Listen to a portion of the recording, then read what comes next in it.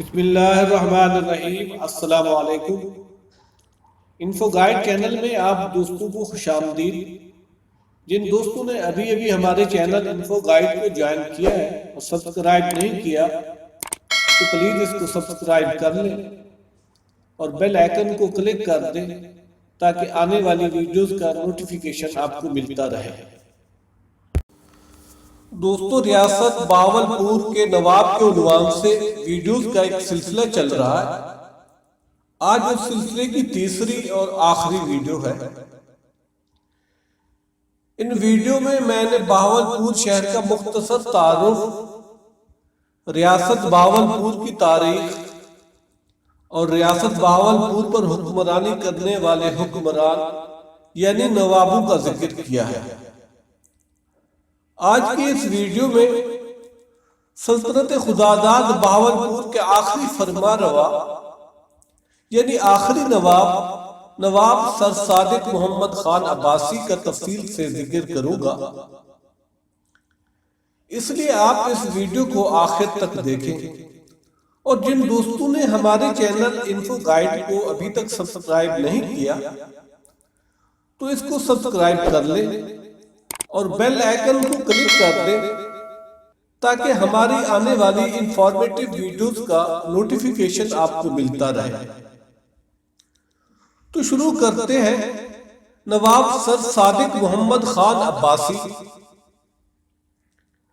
تاریخ عالم شاہد ہے کہ جب کسی سلطنت کی بنیاد پڑتی ہے یا کسی خاندانی حکمرانی کی ابتدا ہوتی ہے تو بانی سلطنت و خاندان کا نام تو روشن رہتا ہے، لیکن اس کے کسی ایک حکمران کو اس کے حسن انتظام، اعلی اخلاق، شجاعت، ہمت اور دیگر خاص اسے باقی سب سے منفرد کر دیتے ہیں اور اس کے کارنامے زبان زد خلائق اور صفحات بطریق احسن محفوظ کر لیتے ہیں۔ جس طرح خاندان مغلیہ میں جو اعزاز اور مقام اکبر کا ہے وہ کسی اور کا نہیں، بالکل اسی طرح سلطنت خداداد بہاولپور کی بنیاد تو نواب صادق محمد خان عباسی اول نے رکھی، مگر جو مقام نواب صادق محمد خان خامس کو بطور حکمران بہاولپور حاصل ہے وہ اعزاز کسی اور کے پاس نہیں۔ نواب سر صادق محمد خان 30 ستمبر 1904 کو صادق گڑھ پیلس میں پیدا ہوئے۔ آپ کی پیدائش کے موقع پر آپ کے نام سے شہر منڈی صادق گنج کی بنیاد رکھی گئی۔ آپ کو بچپن میں ہی آپ کے والد محترم نواب محمد بہاول خان خامس کی معیت میں 1906 کو حج کی سعادت نصیب ہوئی۔ اسی سفر سے واپسی کے دوران عدن کے مقام پر نواب محمد بہاول خان کا انتقال ہو گیا۔ 5 مئی 1907 کو آپ کی دستار بندی ہوئی۔ کم سن ہونے کی وجہ سے امور سلطنت چلانے کے لیے کونسل آف ریجنسی کا قیام عمل میں لایا گیا۔ 12 دسمبر کو آپ کی رسم بسم اللہ ہوئی اور آپ کی تعلیمی زندگی کا آغاز سر رحیم بخش کی زیر سرپرستی ہوا۔ 1912 میں حصول تعلیم کے لیے انگلینڈ کا سفر کیا۔ 1915 میں واپس آ کر چیف کالج میں داخل ہو گئے۔ 1921 میں تعلیم سے فارغ ہو کر امور مملکت کے مطالعے کے لیے ریاست کا دورہ کیا اور دیگر امور سیکھے۔ 1921 ہی میں آپ کو حکومت برطانیہ نے آنرری لیفٹیننٹ کا اعزاز دیا اور آپ کی حسن کارکردگی پر آپ کو CVO کا خطاب ملا۔ ستمبر 1922 میں حکومت برطانیہ نے ریاست کے معاملات میں حصہ لینے کے لیے کچھ شعبہ جات کے اختیارات دیے اور آخر کار گورنر جنرل ہند اور وائس رائے نے 8 مارچ 1924 کو ایک عظیم الشان دربار میں ریاست بہاولپور کی حکومت کے تمام اختیارات آپ کو سونپ دیے۔ ریاست کی باغ دوڑ سنبھالتے ہی آپ نے ریاست کی ترقی اور بہبود کے لیے وسائل پر غور کرنا شروع کر دیا۔ آپ کا اولین کارنامہ ستلج ویلی پروجیکٹ ہے، جس سے لگودت صحرا لہلاتے کھیتوں میں تبدیل ہوتے گئے اور ریاست کی مالی پوزیشن مستحکم اور عوام خوشحال ہو گئے۔ آپ کی ذات منفرد خوبیوں کی حامل تھی اور اسی بنا پر آپ کا دور حکومت بھی آپ کے آباء کی نسبت منفرد رہا اور آپ کی ذات امتیازی شان کی مالک بن گئی۔ آپ کے آباء نے اپنی اولاد کی تعلیم و تربیت میں چشم پوشی سے کام لیا، مگر آپ نے اس کے برعکس اپنی تمام اولاد کی وقت کی تقاضوں کے تحت تعلیم و تربیت کا انتظام کیا۔ یہ آپ کی اس توجہ کا نتیجہ تھا۔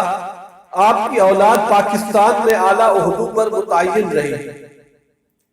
ولی عہد صاحبزادہ محمد عباس خان عباسی، صاحبزادہ ایس ایم عباسی کو بالترتیب گورنر پنجاب اور گورنر سندھ رہنے کے اعزاز حاصل ہوا، جبکہ دیگر صاحبزادگان میں ہارون الرشید عباسی کو مختلف ممالک میں سفیر، شہزادہ محمد قاسم عباسی اعلیٰ فوجی افسر اور شہزادہ سعید الرشید نے بطور وفاقی وزیر کہ پاکستان کے لیے اعلیٰ خدمات سر انجام دی۔ یہ سب آپ کی اعلیٰ تعلیم و تربیت کا اثر تھا کہ باوجود شاہانہ ٹھاٹ باٹ کے تمام صاحبزادگان شرم و حیا کے پیکر اور منکسر مزاج تھے۔ آپ صرف اپنی اولاد کے لیے ہی نہیں بلکہ تمام رعایا کے لیے ہمہ وقت کوشاں رہتے تھے۔ بیواؤں، یتیموں، ضرورت مندوں کے لیے الگ محکمہ قائم کیا، ملک کے طول و عرض میں تعلیمی و ثقافتی ادارے قائم کیے۔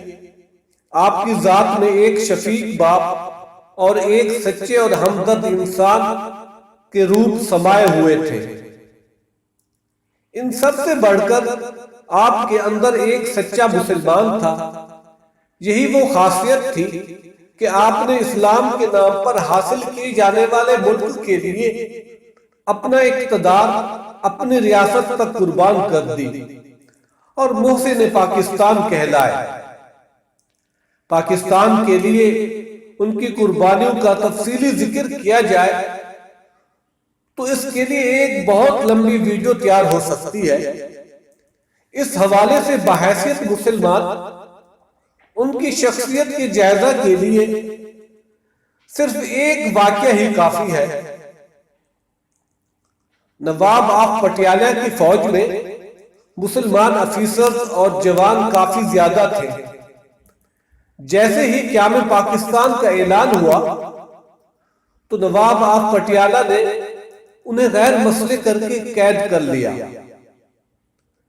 جب نواب آف بہاولپور کو اس معاملے کی بھنک پڑی تو انہوں نے نواب آف پٹیالہ کے پاس پیغام بھیجا کہ بہتر یہی ہے کہ فوجوں کا تبادلہ کر لو۔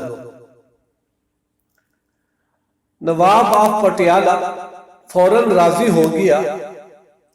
اس طرح مسلمانوں کی ایک کثیر تعداد قتل و ناحق سے بچ گئی۔ آپ نے ان افیسر اور جوانوں کو اپنی فوج میں انہی رینکوں پر نہ صرف بحال کیا بلکہ انہیں اور ان کے خاندانوں کو مکانات اور رقبے بھی دیے، جن پر آج ان کی تیسری نسل عیش کر رہی ہے۔